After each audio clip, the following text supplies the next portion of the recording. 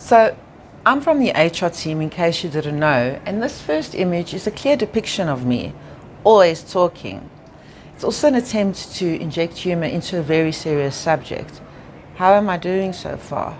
I'm really nervous. So, with that being said, what qualifies me to speak to you today about the superpowers of neurodivergent people? Well, the short answer is nothing. That's right, absolutely nothing. So you might be asking yourself, well then, what is she doing here?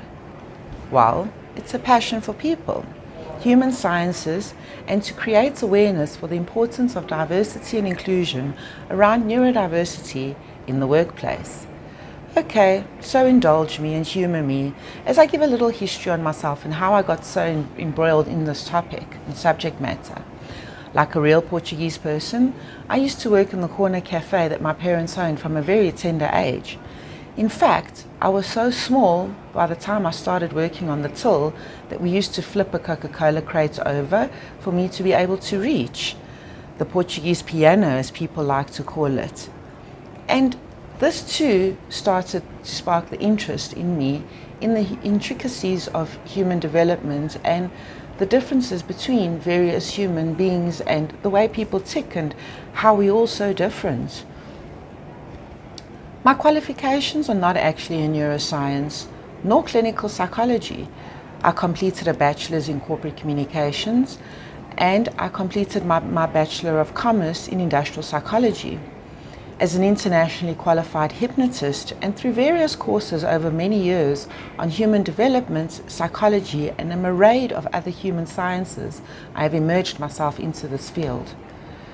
In true nature, I think it would be pertinent to credit the academics of this talk on well-plagiarized books.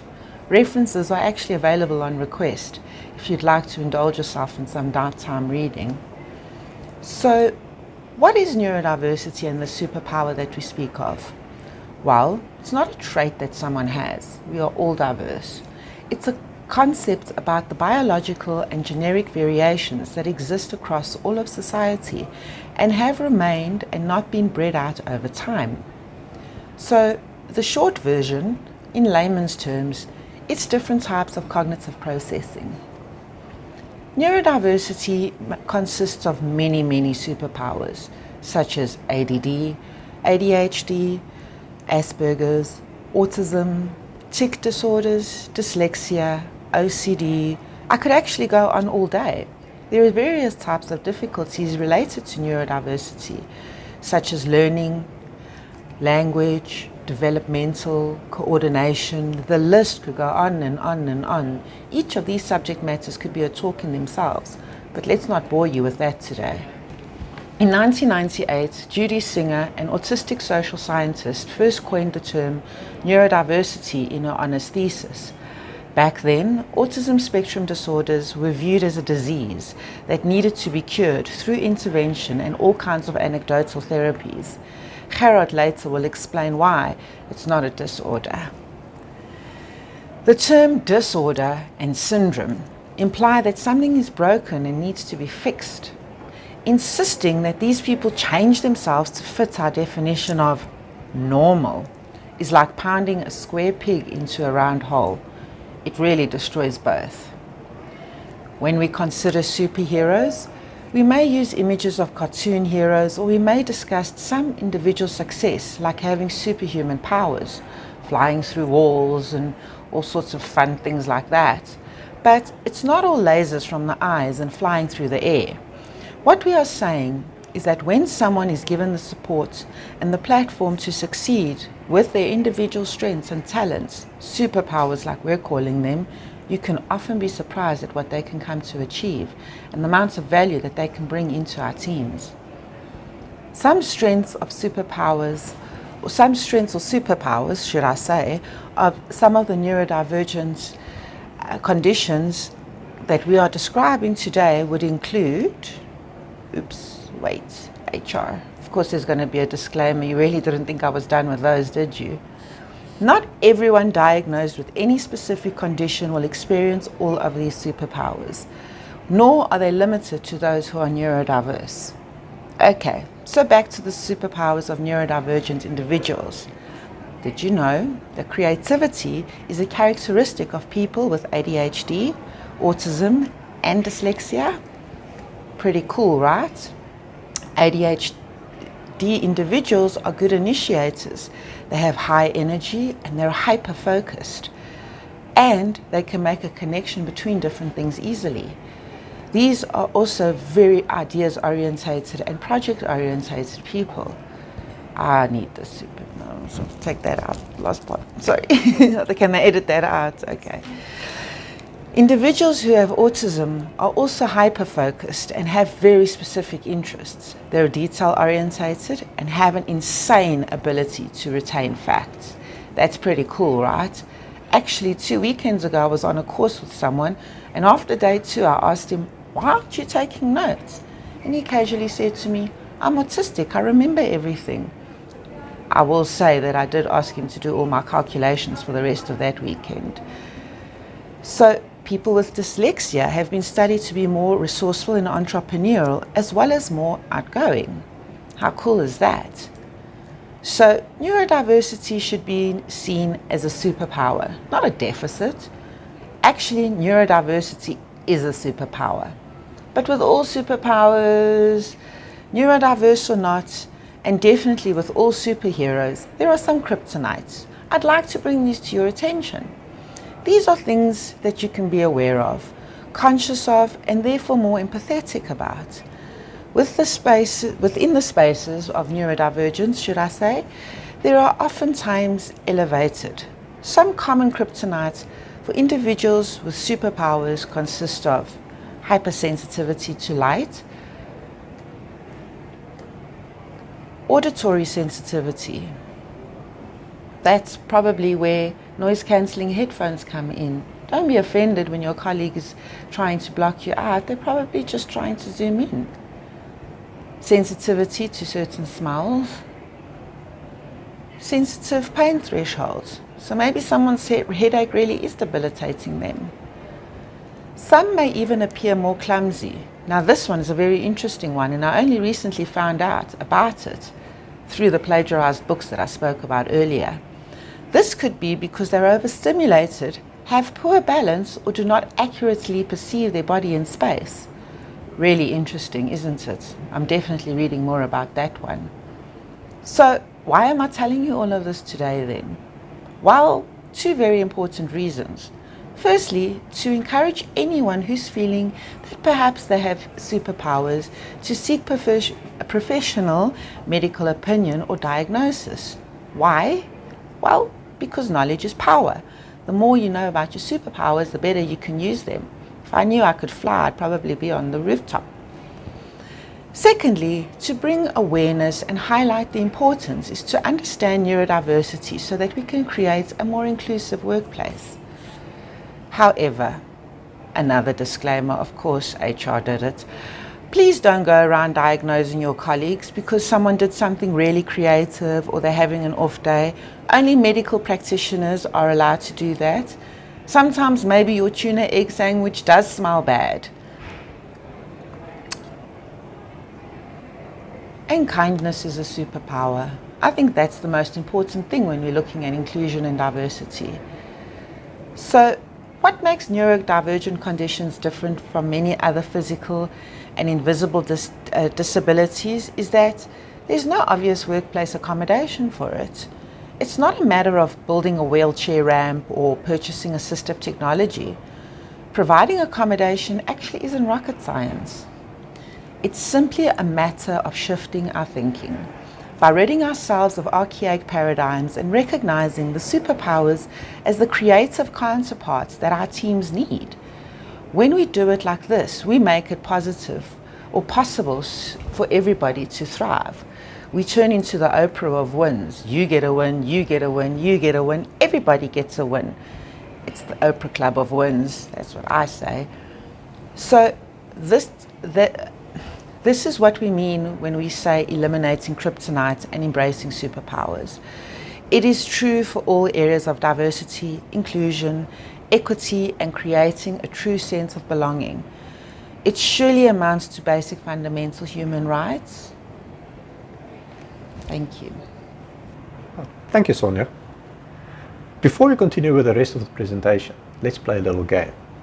Who do you think changed the world the most? On the left, we have Lewis Hamilton, from that sport that constantly needs help, Formula 1, F1 help, get it?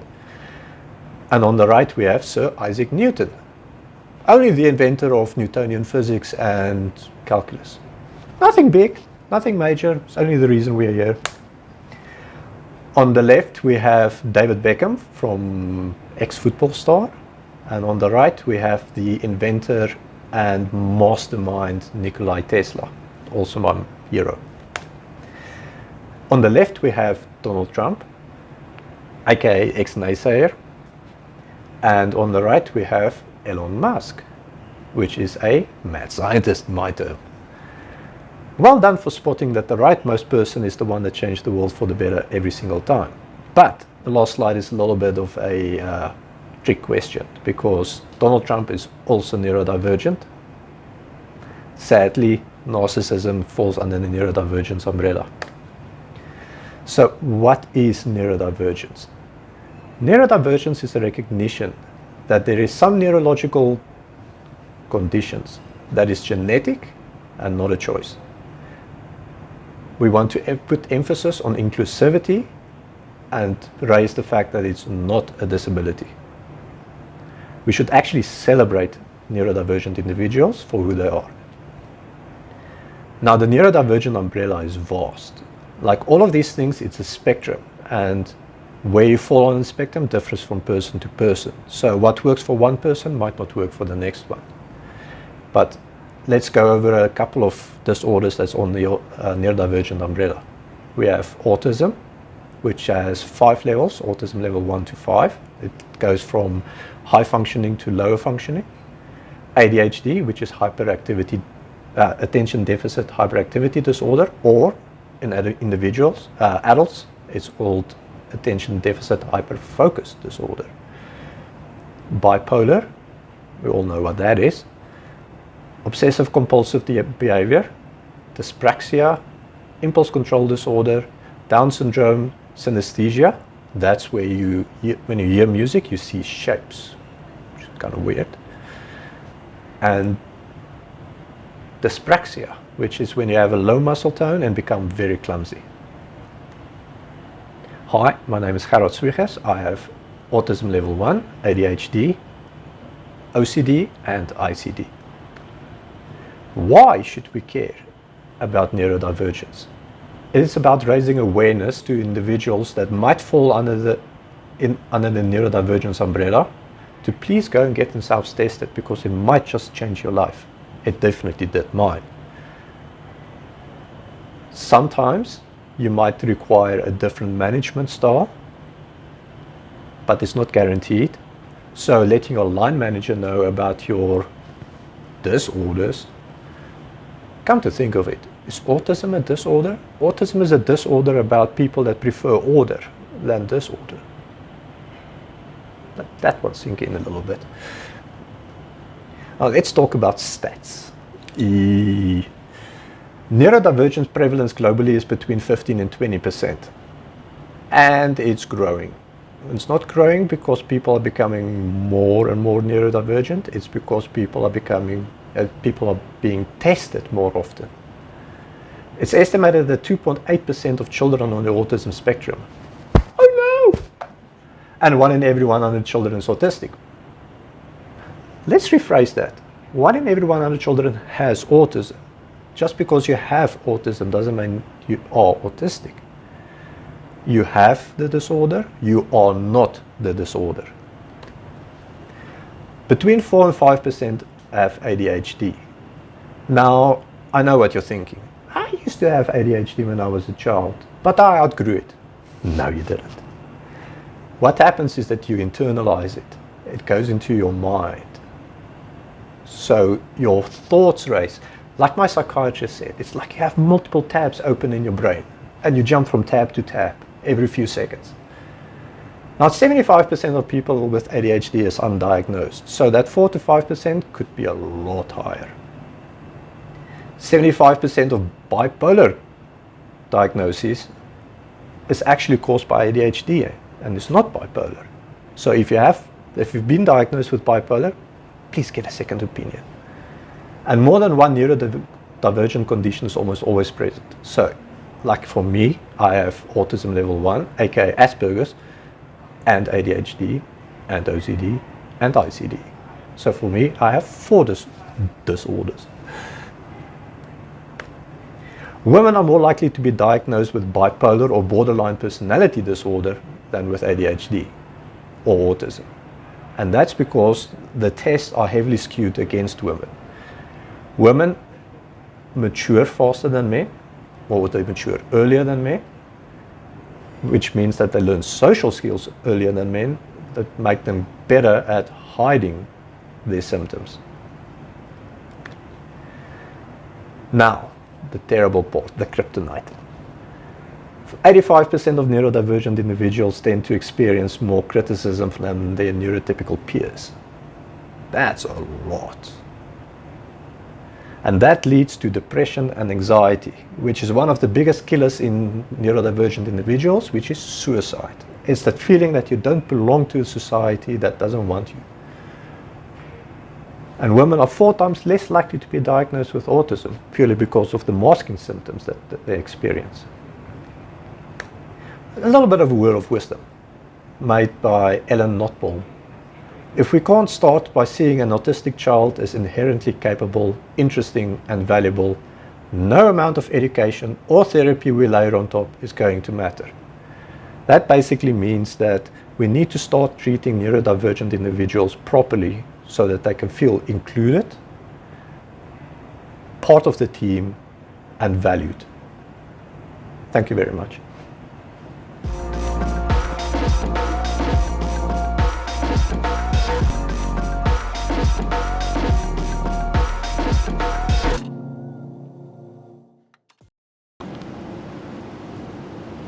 So what do we do? I believe. That's all, folks.